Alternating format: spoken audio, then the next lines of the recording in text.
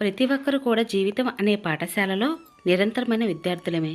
చదువుల తల్లి అయిన సరస్వతీదేవి అమ్మవారి యొక్క అనుగ్రహం అందరికీ కావలసిందే. 2024 సంవత్సరంలో దసరా దేవి శరన్నవరాత్రులలో మూలా నక్షత్రం వేళ సరస్వతీదేవి అమ్మవారి పూజ ఇంట్లో ఎలా చేయాలి, మూలా నక్షత్రం ఎప్పటి నుంచి ఎప్పటి వరకు ఉంది, పూజ ఏ సమయంలో చేయాలి, అమ్మవారికి నివేదించవలసిన నైవేద్యం ఏమిటి, ఏ ఏ స్తోత్రాలతో అమ్మవారిని పూజించాలి అనే విషయాలన్నిటి గురించి కూడా పూర్తి వివరంగా మీకు ఈరోజు పూజా విధానంలో చెప్పడం జరుగుతుందండి. పూజా విధానం ఎక్కడ స్కిప్ చేయకుండా చివరి వరకు చూసినట్లయితే మీ చేతులతో మీరే స్వయంగా ఇంట్లోనే సరస్వతీదేవి అమ్మవారిని ఆరాధన చేయవచ్చు. అందరికీ నమస్కారం అండి. అందరూ ఎలా ఉన్నారు? బాగున్నారా? నేను బాగున్నాను. మీరు ఇంకా బాగుండాలని మనస్ఫూర్తిగా కోరుకుంటున్నాను. పిల్లలకు వాక్శుద్ధి, మేధాశక్తి, మంచి బుద్ధి, జ్ఞానం ఇవన్నీ కలగాలంటే తప్పకుండా సరస్వతీదేవి అమ్మవారిని పూజించాలి. అందరికీ కూడా ఇంట్లో ఈ విధంగా సరస్వతీదేవి అమ్మవారి పూజ చేయడం కుదరకపోవచ్చు. కానీ గుడిలో కానీ ఇలా పొందిళ్ళు వేసి అమ్మవారిని పూజించిన దగ్గర సామూహికంగా సరస్వతీదేవి అమ్మవారి పూజను అయితే చేపిస్తూ ఉంటారండి. అక్కడైనా పాల్గొని అమ్మవారి పూజను ఈ రోజున అందరూ చేసుకోవడానికి ప్రయత్నించండి. ఒకవేళ పిల్లలు మీ దగ్గర లేకపోయినా సరే పెద్దవాళ్ళైనా సరే పూజలో కూర్చుని వారి పేర్లు చెప్తూ పూజ అయితే చేయవచ్చండి. అలాగే అమ్మవారి యొక్క అనుగ్రహం పిల్లలకే కాదండి, పెద్దవాళ్ళకి అందరికీ కూడా అమ్మవారి యొక్క కరుణా కటాక్ష వీక్షణాలు ఉన్నట్లయితేనే జీవితంలో ముందుకు వెళ్ళగలుగుతాం, అన్నింటా విజయం సాధించగలుగుతాము. ఈ రోజున అమ్మవారికి తెల్లని కలువ పువ్వులతో కానీ లేదా ఇలా తెల్లని విరజాజులతో అయినా సరే తెల్లని పువ్వులతో పూజిస్తే చాలా అంటే చాలా మంచిదండి. నేనైతే ఈ రోజున విరజాజులు తెప్పించాను. ఇంకా అలాగే పెరట్లో పూసిన పువ్వులన్నీ కూడా కోసుకువచ్చేసాను. సరస్వతీదేవి అమ్మవారు 4 చేతులలో స్ఫటికమాలని, తెల్లని తామరను, అలాగే చిలుకను, పుస్తకము, పుష్పము, చంద్రుణ్ణి పట్టుకొని మనకి తెల్లని చీరలో వీణను ధరించి మనకు దర్శనమిస్తారండి. అమ్మవారిని పూజించేటప్పుడు పూజలో కూడా అలంకరణగా నేనైతే ఇలా బౌల్స్లో నీళ్లు పోసి అలాగే పువ్వులు పెట్టి కొద్దిగా జవ్వాది పౌడర్ పెట్టి పూజలో పెట్టుకుంటాను. ఎందుకంటే మంచి సువాసన వస్తూ ఉంటుందండి. పూజా స్థలంలో ఎప్పుడూ కూడా మంచి సువాసన వెదజల్లుతూ ఉంటే అమ్మవారు అక్కడే స్థిరనివాసం ఏర్పరచుకొని ఉంటారు.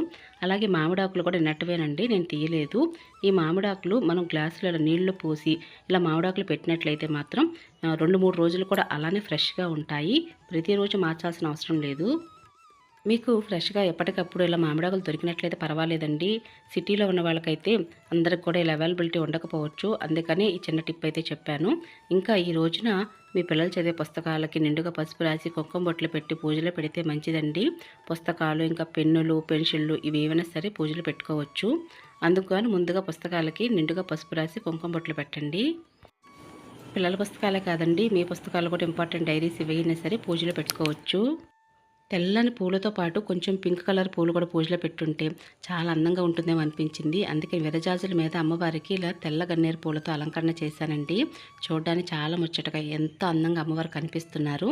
అలాగే కనకదుర్గ అమ్మవారికి అయితే నేను తెల్లటి చీరనైతే ఈ విధంగా అలంకరణ చేశాను. పూజలో ఎన్ని పువ్వులతో అలంకరణ చేసినా కూడా ఇంకా తక్కువే అనిపిస్తూ ఉంటుంది నాకు. అలాగే మా పెరట్లో పూసినటువంటి ఈ పువ్వులు కూడా తీసుకువచ్చి పూజలో అలంకరణగా నేను అమ్మవారి దగ్గర పెడుతున్నాను. ఈ పువ్వులను ఏమంటారనే విషయం కూడా కింద కామెంట్ సెక్షన్లో తెలియచేయండి. ఇంకా కామాక్షి దీపం ఈరోజు బుధవారం కాబట్టి ఈరోజు శుభ్రం చేసుకుంటున్నానండి. ఎందుకంటే నేను రోజు మంగళవారం కాబట్టి శుభ్రం చేయలేదు.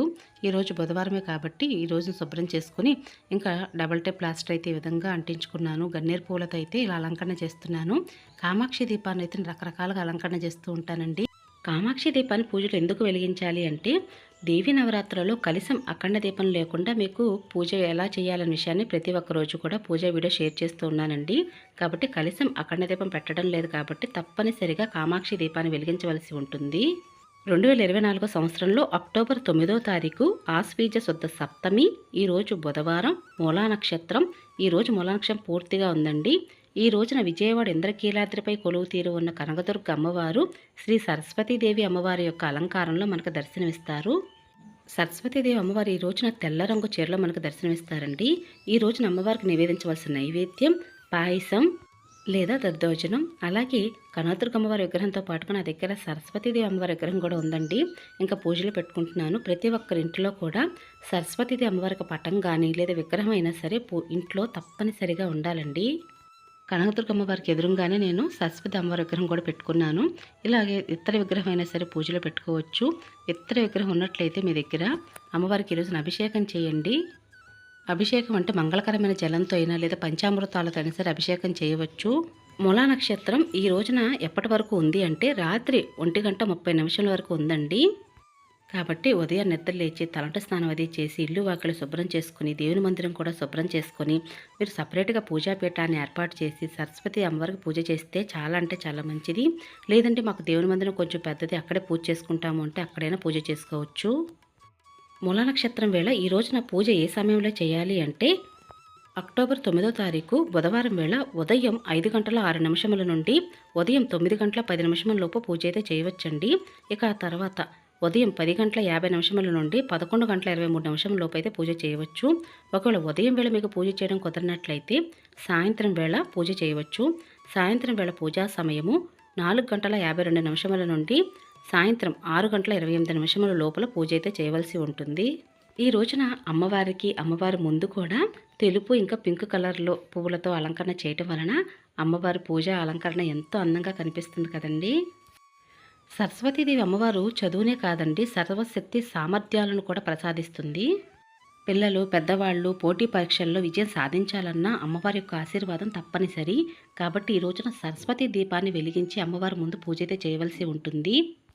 మరి ఈ సరస్వతి దీపాన్ని పూజలు ఎందుకు వెలిగిస్తారు అంటే మీ దగ్గర కనుక అమ్మవారి విగ్రహం లేనట్లయితే లేదా పటం కూడా లేనట్లయితే మాత్రం మీ దగ్గర శక్తి స్వరూపమైన అమ్మవారి యొక్క పటం ఏదైనా సరే పెట్టుకోవచ్చండి. లలితాదేవి, లక్ష్మీదేవి లేదా కనకదుర్గ అమ్మవారి పటం పూజలో పెట్టుకొని ఇలా సరస్వతి దీపాన్ని వెలిగించండి.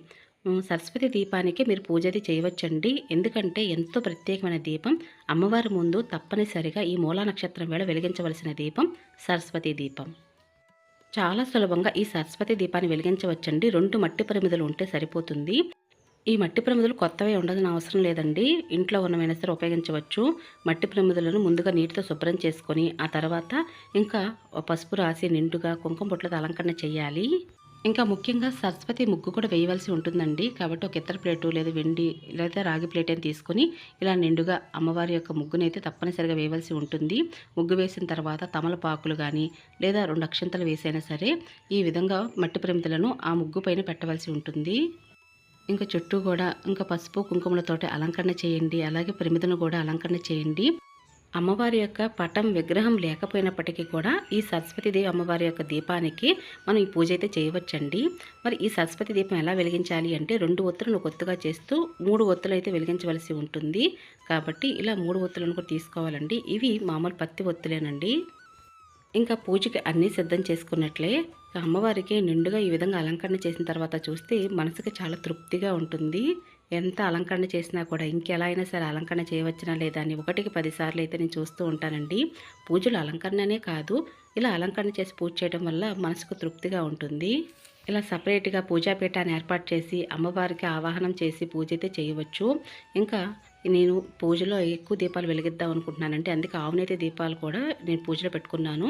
ఈ రోజున 7వ రోజున అమ్మవారికి మనం పూజలు చేస్తూ ఉన్నాం కాబట్టి 7 దీపాలు అయితే వెలిగిద్దాం అనుకున్నానండి. ఈ రోజున ముందుగా నిత్య దీపారాధన, ఆ తర్వాత మిగతా దీపాలన్నీ కూడా వెలిగించవలసి ఉంటుంది. అంటే ఆవునేతి ఒత్తులు, కామాక్షి దీపము, అలాగే సరస్వతి దీపాన్ని వెలిగించాలి. ఆ తర్వాత వినాయకునికి పూజ చేయాలి. ఈరోజు అమ్మవారి ముందు ఏ మంత్రాలు చదవాలి అంటే సరస్వతీదేవి అష్టోత్తరం చదవాలండి. ఇంకా ముఖ్యంగా సరస్వతి మంత్రాన్ని చదవలసి ఉంటుంది. సరస్వతి మంత్రం పఠించడం ద్వారా జ్ఞానాన్ని సముపార్జన వలన అధ్యయనాల్లో మంచి ఫలితం అయితే రాబట్టుకోవడమే, మంచి జ్ఞానాన్ని కూడా సంతరించుకుంటారు. కావున దైవ చింతనలో సరస్వతీదేవి మంత్రం పఠించటం వలన ఏకాగ్రత పెంచుకోవడమే. సరస్వతీదేవి అమ్మవారి యొక్క మంత్రం కూడా మీ స్క్రీన్ మీద ఇస్తానండి. కాబట్టి అందరూ కూడా చదువుతూ అమ్మవారి ముందు ఏకాగ్రతతో మనసును నిర్మలంగా ఉంచుకుంటూ ఎటువంటి ఆలోచన లేకుండా అమ్మవారిని పూజించండి. తప్పకుండా అమ్మవారి యొక్క అనుగ్రహం అందరికీ కలుగుతుంది. ముందుగా వినాయకునికి పూజ చేయాలి. వినాయకుడు కూడా పువ్వులతో అలంకరణ, పసుపు కుంకుమలు సమర్పించి దీపదూప నైవేద్యాలు సమర్పించి చిన్న బెల్లం ముక్క లేదంటే పండు ఏదైనా సరే నైవేద్యంగా పెట్టి మంగళహారతలు ఇవ్వాలి. పూజలు ఎటువంటి ఆటంకం లేకుండా నిర్విరామంగా పూజ అనేది జరగాలని చెప్పి నమస్కరించుకుంటూ ఆదిదేవుడు వినాయకుడికి నమస్కరించుకోవాలి. పిల్లల పక్కన పెద్దవాళ్ళు కూర్చొని పూజ ఎలా చేయాలో చెబుతూ వారి చేత చేయించాలి. ఇలా పిల్లల చేత చేయించడం వల్ల అమ్మవారి యొక్క కరుణ కటాక్ష వీక్షణాలు పిల్లల మీద తప్పకుండా ఉంటాయండి. కాబట్టి తప్పనిసరిగా మీరు పిల్లల చేత ఈ పూజను ఈ రోజున చేయించండి. జీవితంలో ఎంత ఎత్తుకు ఎదిగినా కూడా ప్రతి ఒక్కరికి కూడా వాక్శుద్ధి తప్పనిసరిగా కావాలి. ఆ అమ్మవారి యొక్క అనుగ్రహం వలన ఈ వాక్శుద్ధి అనేది అందరికీ లభిస్తుందండి. అలాగే ఈ వాక్శుద్ధి వలన మనం ఎవరితో అయినా సరే మాట్లాడేటప్పుడు చాలా జాగ్రత్తగా మాట్లాడాలి. చెయ్యి జారిన వెనక్కి తీసుకోగలం కానీ మాట జారితే వెనక్కి తీసుకోలేము. కాబట్టి చాలా జాగ్రత్తగా మాట్లాడాలి. అలాగే మాట జాస్తి అని కూడా చెప్తూ ఉంటారు. ముందుగా వినాయకుడిని పూజ చేసిన తర్వాత ఇప్పుడు సరస్వతిదేవి అమ్మవారి యొక్క అష్టోత్తరము మనకి మొబైల్స్లో కానీ ఇలా బుక్ రూపంలో అయినా ఉంటాయి కదా, ఇవన్నీ చదవచ్చు. ప్రతి నామానికి కూడా ముందుగా ఓం అని చివర నమః అని చదువుతూ అమ్మవారి యొక్క మంత్రాలు అనేవి పఠిస్తూ పిల్లల చేత అక్షంతలతో కానీ లేదా తెల్లటి పువ్వులతో కానీ అమ్మవారి ముందు అష్టోత్తరం అయితే చదవాలి.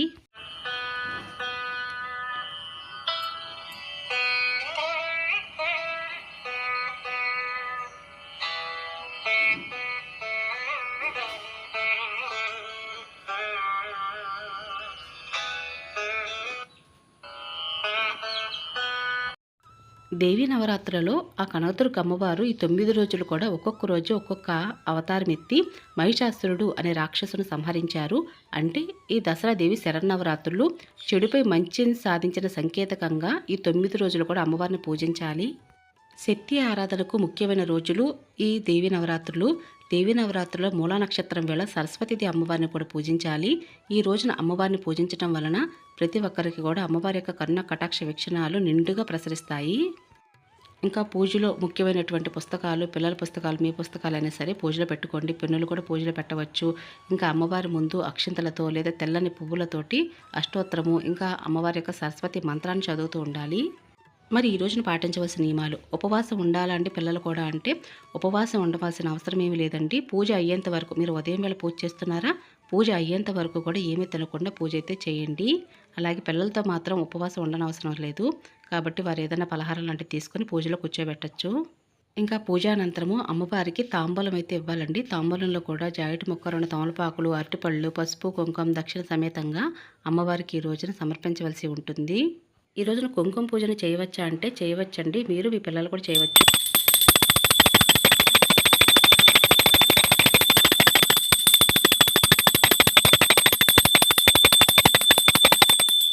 పూజానంతరం పూజలో తప్పనిసరిగా ధూపం వేయాలి. అమ్మవారికి ధూపం అంటే చాలా ఇష్టము. దేవీ నవరాత్రుల్లో ఎంత ఎక్కువ ధూపం వేస్తే అమ్మవారు అంత ఇష్టపడతారు.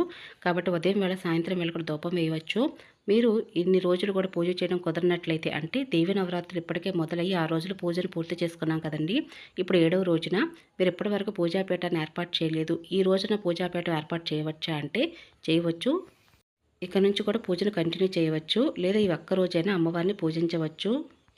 రాబోయే దసరా దేవి శరన్నవరాత్రుల పూజా విధానాన్ని కూడా మీకు తప్పకుండా ప్రతి ఒక్క రోజు పూజ ఎలా చేయాల విషయాన్ని ప్రతి ఒక్క వీడియో షేర్ చేస్తూ ఉంటాను. అలాగే పూజలో ఒక నియమం అయితే తప్పనిసరి అండి. పిల్లలు కానీ మీరు కానీ తెల్లని వస్త్రాలు ధరించి పూజను చేస్తే అమ్మవారికి చాలా ఇష్టపడతారు. కాబట్టి పూజ చేయించేవారు లేదా పూజలో కూర్చున్న పిల్లలైనా సరే తెల్లని వస్త్రాలు ధరించండి. ఈరోజు నాన్ వెజ్ అది తినకూడదు. ఇంకా ఈ రోజున బుధవారం కాబట్టి ఈరోజు ఉదయం వేళ సాయంత్రం వేళ పూజ చేసి మీరు ఒకరోజు పూజ చేసినట్లయితే గురువారం వేళ పూజాపీఠాన్ని మీరు తీయవలసి ఉంటుందండి. ఈరోజు పూజ చేస్తున్నారు కాబట్టి ఈరోజైతే పూజాపీఠాన్ని కదపకూడదు. పూజా మందిరంలో పూజ చేసినట్లయితే పూజాపీఠాన్ని కదపాల నియమం అయితే లేదు. కాబట్టి నిత్య పూజగా చేసుకోవచ్చు. ఇలా సులభంగా సరస్వతి అమ్మవారి పూజను ఎవరైనా చేయవచ్చండి. మీకు పూజా విధానం కొంచెం పూర్తి వివరంగా అర్థమైందని అనుకుంటున్నాను. మరొక మంచి పూజా విధానంతో మళ్ళీ కలుసుకుంటాను. అప్పటి వరకు నమస్కారం.